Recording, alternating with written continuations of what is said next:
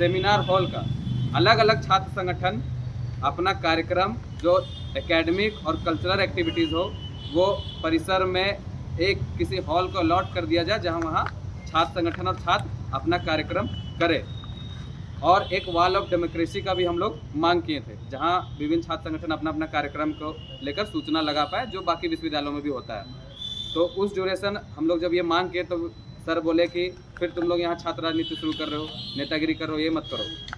और हम लोग कैंपस में स्टूडेंट यूनियन इलेक्शन का भी मांग किए थे, जो 7 सालों से नहीं हुआ है। तो सर बोले कि अगर लिंडो कमीशन का रूल लागू करके करवा देंगे तो तुम लोग सब आउट हो जाओगे। तो हम लोग बोले सर छात्र लड़ेगा, जो छात्र होंगे वो लड़ेंगे, अगर हम छात्र होंगे तो हम उसमें लड़ेंगे। तो उस बात पे बहस हुई, लेकिन कुछ बात नहीं हुई, उतना ही बात हुआ और बाकी मुद्दों पे बात नहीं हुआ। सर लंच पे चले गए, वहाँ मुद्दे उतना ही पे बात हुआ। यही वाला रिसीविंग है ना? जी जी।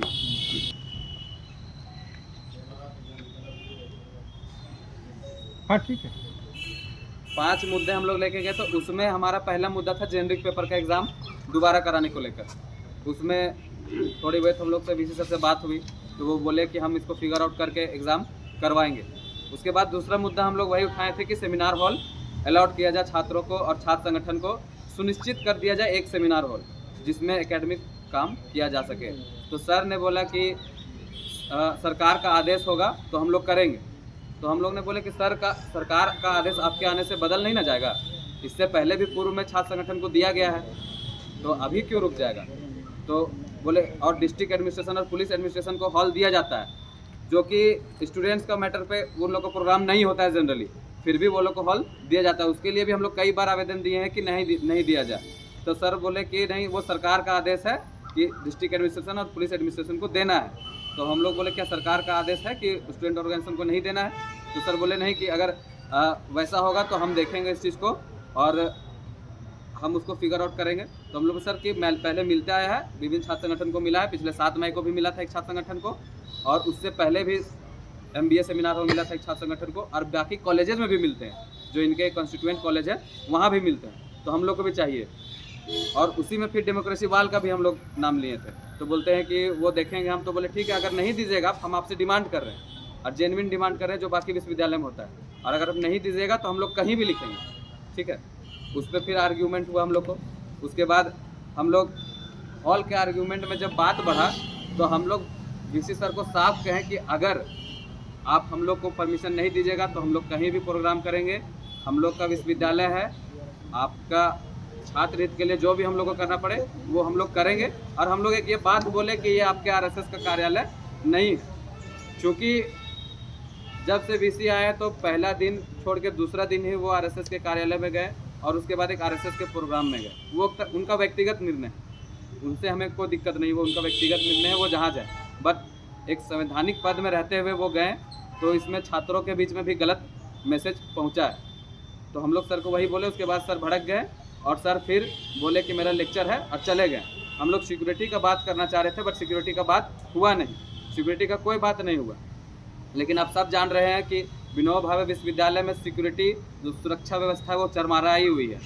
वहाँ पे अखबार के ही माध्यम से छात्रों को पता चला है कि 90 लाख का फर्जीवाड़ा सिक्योरिटी एजेंसी के द्वारा किया गया है। और दूसरा, वहाँ पे एक छात्र का, हमारे साथी का एक्सीडेंट में मौत हो जाता है, लेकिन अभी तक जांच नहीं हुआ कि उसमें सुरक्षा व्यवस्था की कमी थी या नहीं थी, कैसे हुई घटना, अभी तक जांच नहीं हुआ। वहाँ के सिक्योरिटी के जो मैनेजर है, उनको हमारे उदय साहब का जो हत्याकांड हुआ था, उनको उसमें पुलिस के द्वारा उठाया गया।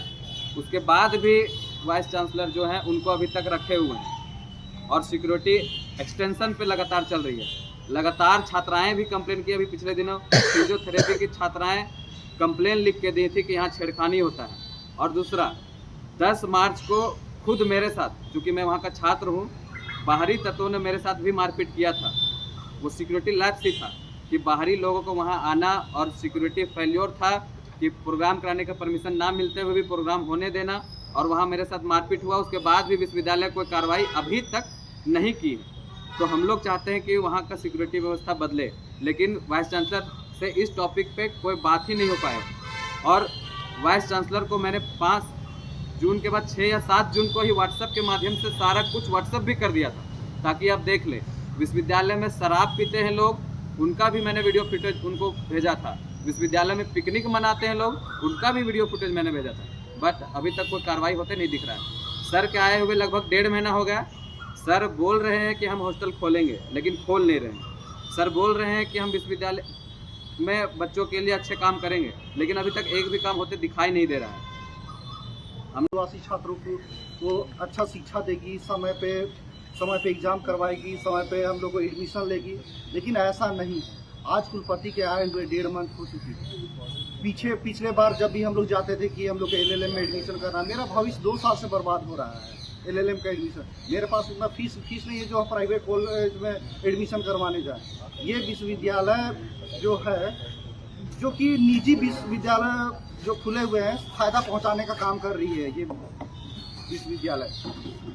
यहाँ समय पे ना एडमिशन होता है, ना समय पे रिजल्ट जारी होती है, ना समय पे मार्कशीट मिलती है, ना कुछ।